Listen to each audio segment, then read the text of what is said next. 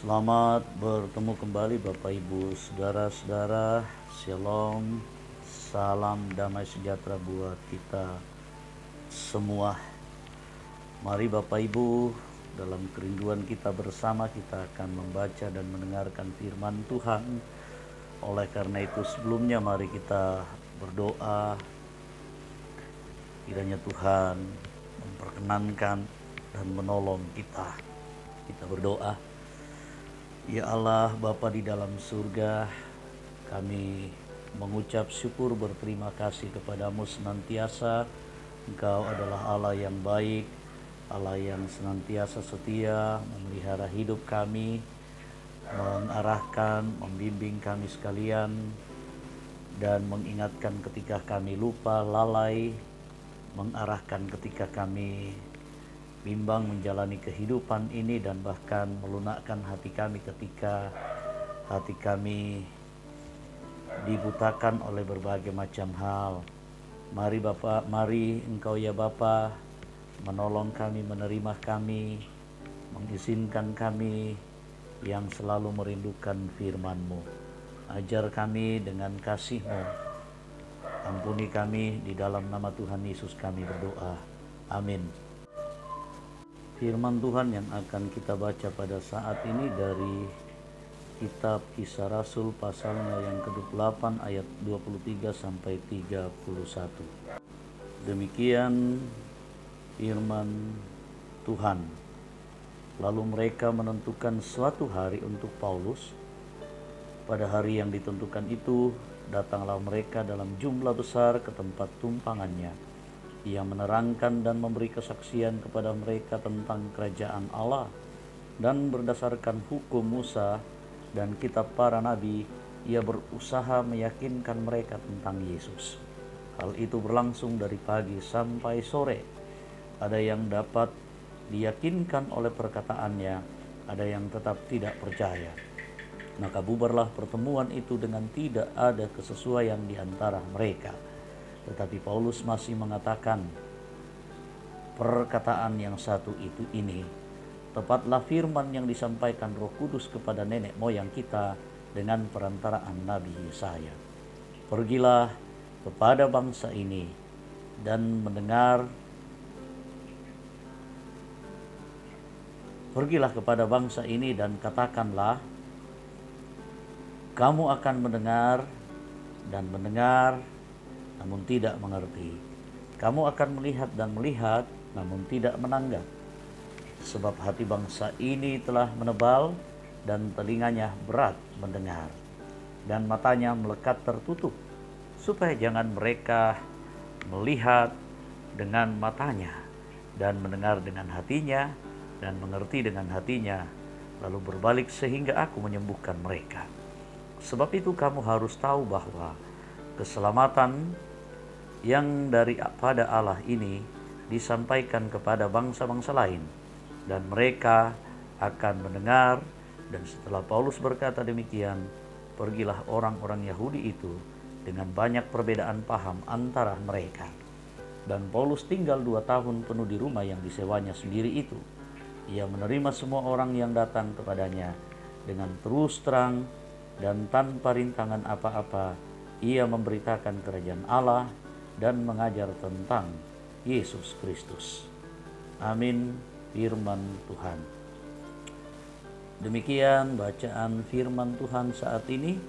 Kita akan merenungkan firman Tuhan dengan tema jangan keraskan hati. Percayalah. Don't be hard-hearted, just believe. Daami pabatuk itu penami tontong komi mak patongan.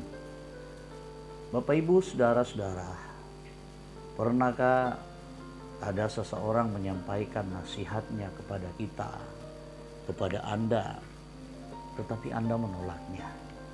Atau pernahkah seseorang meyakinkan dengan bukti yang nyata, tetapi Anda tidak yakin, lalu bahkan Anda meninggalkan orang itu? Nah, Paulus menjelaskan kepada orang-orang Yahudi bahwa Yesus adalah penggenapan dan pengharapan untuk orang-orang Yahudi sendiri. Tetapi orang Yahudi tidak percaya setiap nabi yang datang kepada mereka. Ayat 25 sampai 27 kita bisa melihat itu. Karena itulah Paulus menegaskan ulang firman Tuhan yang disampaikan kepada Nabi Yesaya yang diteruskan kepada orang Yahudi saat itu, bahwa sesungguhnya berita keselamatan telah disampaikan melalui orang Yahudi, namun banyak di antara mereka yang justru mengeraskan hati, menebalkan telinga mereka, sehingga berita sukacita itu justru terpancar kepada bangsa-bangsa lain. Nah, pada saat itulah Paulus kemudian memusatkan perhatiannya untuk melayani bangsa-bangsa lain. Nah, Bapak Ibu saudara-saudaraku yang kekasih di dalam Tuhan, kita ini adalah bangsa-bangsa lain di luar bangsa Yahudi, dan yang diberikan kesempatan untuk mengenal dan mendengarkan berita tentang Yesus itu. Karena itu janganlah mengeraskan hati dan jangan menutup telinga untuk hal-hal yang benar tentang Yesus. Kita pun diberi kesempatan untuk melanjutkan berita tentang Yesus sampai saat Kristus datang kembali. Percayalah kepada Kristus yang nubuatnya begitu sangat jelas, lahirnya, hidupnya, matinya, bahkan naiknya ke surga. Semuanya jelas tertulis dalam kitab suci kita.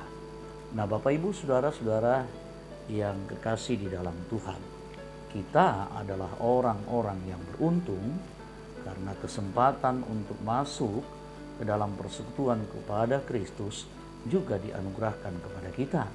Karena itu, janganlah keraskan hati, percayalah kepada Kristus. Dialah penggenapan janji dari Allah.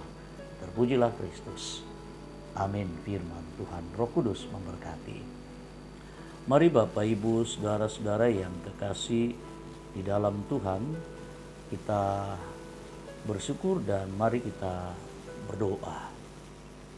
Kami mengucap syukur kepadamu ya Bapa di surga, buat semua yang Tuhan sudah beri, buat semua yang Tuhan sudah anugerahkan, kehidupan dan bahkan keselamatan.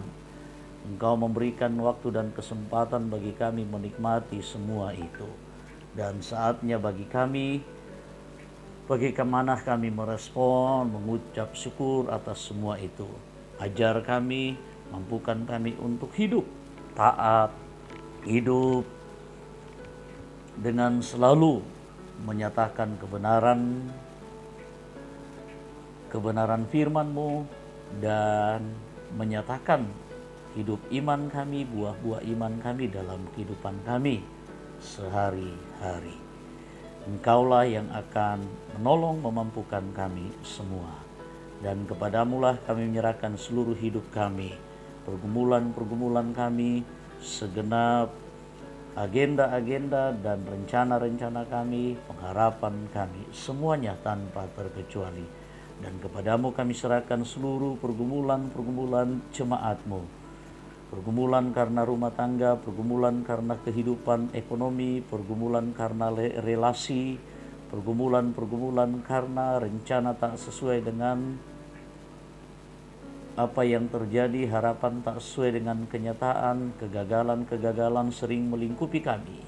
Tuhan, tolong teguhkan iman percaya kami. Kami terus berpengharapan hanya kepadamu. Engkau tentunya akan menyatakan yang terbaik, kebaikan dalam kehidupan kami. Jikalau Tuhan yang berkehendak, pastilah itu terjadi. Kami percaya juga yang berada di dalam kelemahan tubuh, seperti Ibu Alex Paloan, Nyonya Peter Tena, Ibu Yudit Sagena, hambamu Bapak Pendeta Kristoporus Sampetoding, Saudara Saudari Noviani Matu, Bapak Peter Ronda, Bapak Yakobus Pagiling, Alparendra, Nyonya Marte Balle, Nyonya Yusuf Siranga, Nyonya Yohana Bura, Nyonya Hermin Bongga, Ibu Adolfina Tilang, Bapak M. Pasalongan, Felicia Lakbi, Bapak Ruben Siang, Saudara Naftali Mina, Bapak Profesor TR Andi Lolo, Nyonya Simon Tando, Nyonya Ibu Giring Kalak Suso, Nyonya Yohana Pasolang, Bapak Niko Duma, Bondang Lande, Stefanus Baturante, Nyonya Matius Ruru, Diaken Nyonya CH Dengan, Nyonya Dorce Tumembo, Nyonya Esther Zainuddin, Bapak Julius Dengan, Oma Keti, Saudari Liliana, Nyonya Ganna Pabisa Nasia, Bapak Daniel Rombe, Bapak Markus Salamba, Nyonya Juliana Paloan, Bapak Oni Eslak Burlawal, Bapak Yusuf Rante, Ibu Mathilda Timisela, Nyonya Margareta Sarra, Bapak Yohanis Elboko, Bapak El Roy Kapo, Gracia, Nyonya Ludia Kandola, Bapak Karel Paranuan, Nyonya Margareta Kobong, dan lain sebagainya.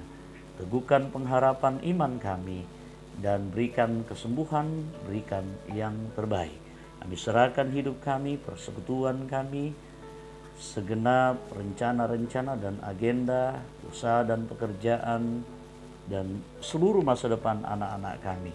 Terutama juga dalam minggu-minggu Adventus, ajar kami Tuhan untuk selalu mempersiapkan diri, menerima, mengaminkan, memaknai minggu-minggu Advent, menyambut keselamatan itu datang dan bahkan bersiap-siap dalam iman menyambut kedatangan Kristus kali yang kedua.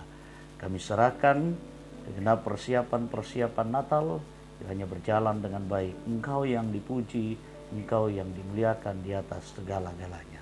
Ampuni kami, berkati kami, di dalam nama Tuhan Yesus kami berdoa. Amin. Bapak Ibu, saudara-saudara, demikian firman Tuhan.